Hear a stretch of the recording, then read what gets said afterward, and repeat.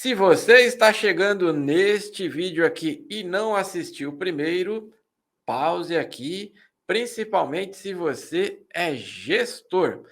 O professor Alessandro Macedo deu uma brilhante entrevista para nós aqui e resolvemos fatiar em dois vídeos, porque sabemos que no dia a dia o tempo ele é meio escasso. Então, se principalmente você, gestor, não acompanhou o primeiro vídeo, pause aqui, pois ele trouxe dicas imprescindíveis para vocês sobre o papel dos órgãos regulamentadores, né? O papel do Tribunal de Contas na implementação da nova lei. E está imperdível. E você que é fornecedor, não deixe de acompanhar as dicas que o professor vai trazer para vocês a partir de agora.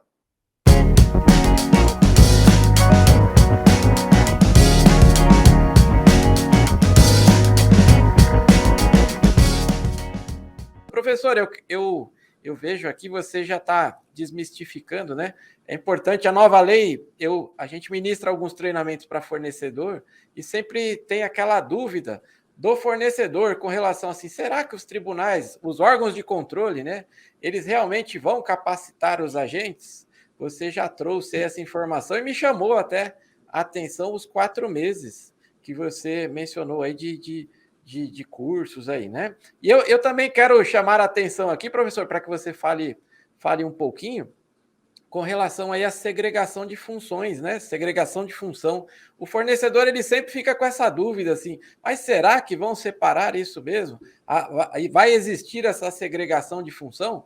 Então, por favor, professor, até para tranquilizar, principalmente os fornecedores e, claro, deixar dicas aqui para os gestores públicos. Por favor, professor, o espaço é todo seu. Ricardo, a segregação de funções nada mais nada menos que não há nenhuma novidade nesse processo. Desde 2013, inúmeros julgamentos do Tribunal de Contas da União já traziam a segregação de funções, que na verdade é nada mais nada menos do que você colocar o agente público responsável por cada etapa do processo. Alguns julgados, inclusive, chegavam até na questão, por exemplo, do pregoeiro, diziam, olha, o pregoeiro não é responsável por problemas decorrentes do edital, porque não cabe a ele a sua elaboração. E se assim o fosse, violava o princípio da segregação de funções. Então, a segregação de funções, nada mais nada menos é que você organizar as atribuições e competências de cada grupo a cada fase da licitação.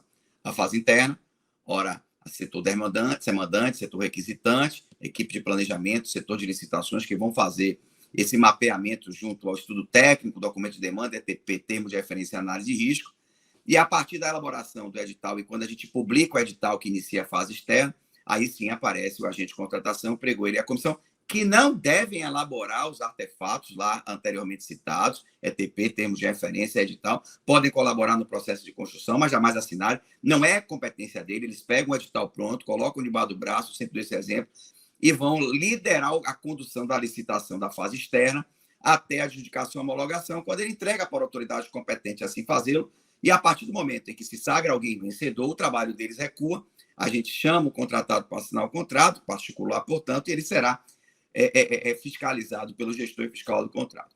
Mas uma coisa que é importante aqui sinalizar, já que a Forte7 tem essa questão, essa ligação com os contratados, e é importante com as empresas, pela primeira vez na história das licitações públicas, a lei de licitações se preocupou com o fornecedor. Ricardo, o grande problema hoje no Brasil, que eleva muito o nosso custo transacional, é justamente a forma como a gente se relaciona com o fornecedor. A gente muitas vezes atrasa a liquidação, atrasa pagamento, e o fornecedor tem que arcar do custo dele, do fluxo de caixa dele, os atrasos pela falta de organização da administração. O primeiro passo, o primeiro impacto sobre isso é quando ele está sob um processo licitatório, ele vai trazer uma proposta superavaliada, já prevendo os atrasos que futuramente ocorrerão e que ele terá que arcar. E por isso, então, ele vem com preço maior, né? Se nós tivéssemos uma relação melhor, de mais confiança com o contratado, muito provavelmente ele traria valores mais próximos, inclusive da própria relação que ele tem com o universo do particular, do privado. Mas ele oferece um valor mais alto à administração, trazendo todos os custos e riscos decorrentes dessa relação tumultuada. Só para você dar um exemplo, a lei estabeleceu agora, como cláusula obrigatória, portanto, cláusula necessária do instrumento contratual, importantes mecanismos de diálogo com o contratado, de atendimento, de respeito ao contratado. A gente sempre, Ricardo, se protegeu numa coisa chamada prerrogativas da administração, com cláusulas exorbitantes, que colocavam a administração num patamar muito superior ao contratado. O contratado não é inimigo, o contratado é parceiro, as empresas são parceiras. Para a gente atender aos interesses públicos da sociedade, precisa de parceiro, parceiro é o contratado. Então, o que a lei trouxe agora? Cláusulas contratuais necessárias muito interessantes. Por exemplo, prazo para liquidar, prazo para pagar, tem que estar no instrumento contratual e a administração precisa, sim, estar atento a esses prazos, sob pena de aplicações de penalidades pecuniárias pelo contratado em desfavor da administração. E os tribunais de contas serão importantíssimos nesse processo de indução de política pública, de respeito ao contratado, porque quando a administração não cumprir e pagar e liquidar e pagar com atraso, o contratado irá aplicar as finalidades contratuais estabelecidas, portanto, no instrumento contratual e, portanto, o tribunal cobrará do agente público a devolução desse recurso, tendo em vista que alguém vai ter que pagar, o agente público vai ter que deu causa ao atraso na liquidação, ao atraso no pagamento, vai ter que pagar, né, ao contratado em função desse atraso, algo que respeita o contratado. Outras cláusulas importantíssimas, Ricardo, né? Ou seja, prazo para reajustar, prazo para revisar, prazo para repactuar. O contratado ingressa com pedido de reajuste, de repactuação e de revisão, fica às vezes 8 meses, 6, 7 meses, amigo Ricardo. E o contratado tendo que arcar do bolso desse, um contrato desatualizado, que tem esse reequilíbrio econômico-financeiro, não é nenhum favor que a administração faz ao contratado, isso tem índole constitucional lá, manter as condições e o equilíbrio econômico-financeiro do contrato, e vão estar dispostas como cláusulas, a administração pública tem que ter muito cuidado, porque todos esses descumprimentos contratuais acerca do não atendimento desses prazos poderá gerar para a administração, ou seja, em desfavor da administração, a aplicação de multas pelo contratado. E a gente vai respeitar o contratado. A gente cobra, sim, ao contratado o serviço, o bem que está lá no edital, que está lá no contrato, de forma tempestiva, assegurando, por exemplo, para as obras, um prazo de 5 anos para que o contratado tenha responsabilidade pela solidez dos produtos ali empregados, pela obra durante 5 anos. Mas também a gente precisa fazer a nossa parte. O custo do Brasil é caro, o proponente vem com uma proposta muito cara, muito acima do mercado se ele fosse oferecer para o mercado privado, porque a gente realmente trata o contratado praticamente como inimigo. A gente precisa entender que nós precisamos tratar o contratado como um parceiro. E esse parceiro, né, essa possibilidade de, pelo menos, equilibrar um pouco mais a relação contratante-contratado, a administração pública e o privado, estará, entre outros aspectos, disposto no instrumento contratual. Isso dará uma certa segurança. E nós, do Tribunal de Contas, somos agentes políticos indutores desse reequilíbrio, na medida que a gente vai cobrar e o contratado tem que fazer a nossa parte. O contratado tem que ficar com medo da administração. O contratado participou do processo isonômico, igual ganhou a licitação, Ricardo, a administração está descumprindo. Eu sempre digo o seguinte nas minhas aulas: não vamos conseguir moralizar o Brasil na licitação de contratos se nós tivermos duas coisas. Primeiro, do ponto de vista da administração, fazer uma boa gestão e fiscalização contratual para que a gente possa futuramente, a lei até possibilitou a nova lei, vedar a marca, olha que interessante, e penalizar aqueles maus prestadores. E, de outro lado, a gente precisa entender que o contratado também é um parceiro e merece respeito. E, por isso, nós temos que ter esse compromisso de atender a ele, atender o que está no instrumento contratual e ser célere na liquidação, no pagamento, dos pedidos que trazem o reequilíbrio. E quando a gente equilibra tempestivamente, a gente deixa o contratado com mais condições de atender para o que ele foi contratado, e se a gente faz isso, ele tem uma melhor prestação de serviços e quem se beneficia é a sociedade, amigo. Então, assim, é um recorte que eu faço de que a lei veio trazer algum tipo de redução dessa desigualdade entre contratante e contratado.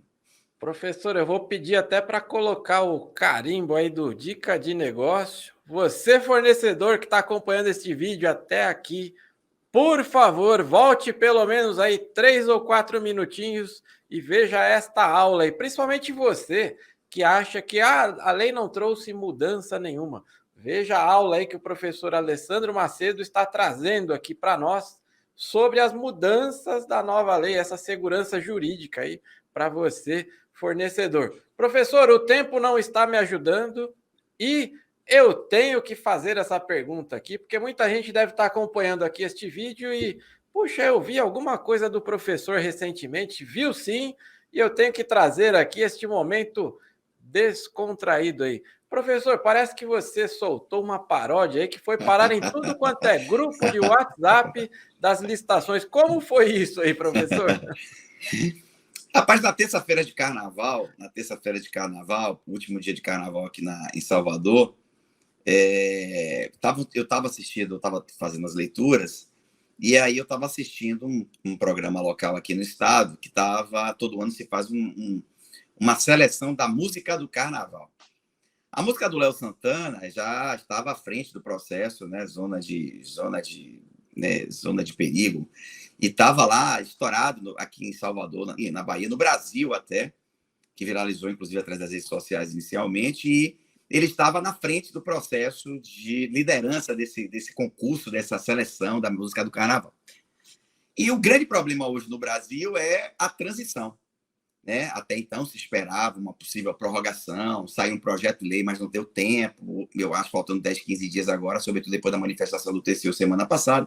Acho que isso são favas contadas, mas a gente não pode esquecer que a política no Brasil tem as suas características. Uma medida provisória isso apenas iria atenuar o sofrimento e postergando até que ela, por 4 meses e mais, desde que depois ela fosse revertida em lei. Acho que a gente não tem cenário política institucional para tal há 10, 12 dias em relação a isso. Então, eu vendo isso, eu disse, olha, eu vou fazer uma paródia com a transição, né, sobre os aflitos, né? E aí eu fiz a paródia chamada Zona de Aflito, que é essa aflição, que o pessoal está na transição, o boleto está chegando, está próximo, o ETP, o estudo técnico preliminar, como é que vai ser a transição, e o Tribunal de Contas e tudo. Então, foi em função disso que nasceu essa música aí que viralizou, da zona de aflitos, trazendo as preocupações desse período de transição. Então, parece-me que ela está com os dias contados aí, mas ficar na parte aí do histórico musical, né? O baiano gosta muito de música, e aí eu fiz aquela paródia, e depois o objetivo era que eu cantasse, mas eu não tenho a menor condição de cantar, minha voz é horrível, e aí a gente passou para um cantor profissional, ele fez mas a melodia e a música, a letra foi toda feita por mim numa terça-feira de carnaval, e na quarta-feira se concretizou que a música do Léo Santana foi eleita a música do carnaval aqui na Bahia. E é assim, ó, com essa bela história aí, divertida, não deixe de seguir, ó, tá aparecendo aqui embaixo o Instagram do professor, você tem lá esta versão super divertida que tá rodando aí, ó, o Brasil todo aí, todos os treinamentos, todo mundo acaba colocando para o servidor dar um pouquinho de risada aí neste momento de aflição, né, professor? Sem dúvida, Ricardo. Só para dar uma relaxada. Exatamente. Eu quero agradecer desde já, professor, em nome de toda a família Forset, o seu tempo, a sua simpatia e, claro, este excelente conteúdo que você trouxe aqui para o nosso canal. E eu quero que deixe bem claro que esta é a primeira de muitas participações que eu espero que você tenha aqui conosco. Eu vou pedir para você fazer aí as considerações finais e, na sequência, eu encerro aqui o nosso bate-papo. Eu agradeço a você, Ricardo, pela oportunidade de bater um papo rápido, descontraído, leve. A gente precisa ver esse mundo com mais leveza sobre a nova lei de estações, deixando meu contato no Instagram, qualquer curso e treinamento.